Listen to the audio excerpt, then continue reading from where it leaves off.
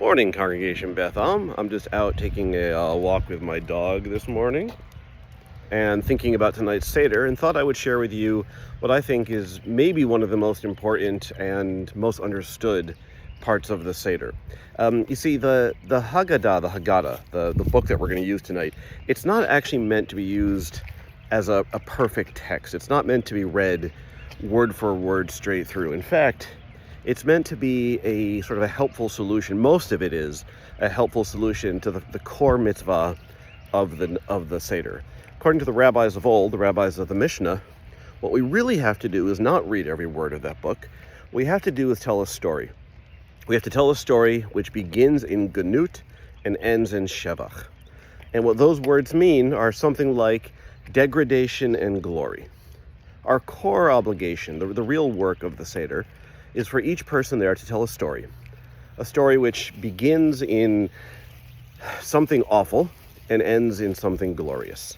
And we have examples throughout the Haggadah of exactly that.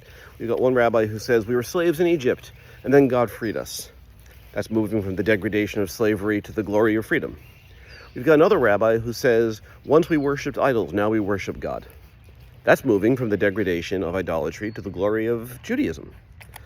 But those are just our examples. What we're supposed to really do is also add our own stories.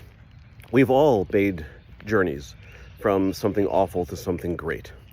And we're in the middle of journeys, hopefully, from something awful to something great. And sometimes we're just in the awful, but we're dreaming of a journey to something great. So hopefully tonight we'll all have an opportunity to tell a story of our own. Tell a story which brings us from degradation to glory, from Ganut to Shevach. And we'll use the Haggadah, hopefully, as a book to guide us. But more importantly, I hope we all realize that our own stories are sacred too. And using those in Seder is just as important, if not more important, than reading all the words of the Haggadah. So I hope that everyone has a beautiful, meaningful Seder. I hope that we all tell stories leading us from degradation to glory.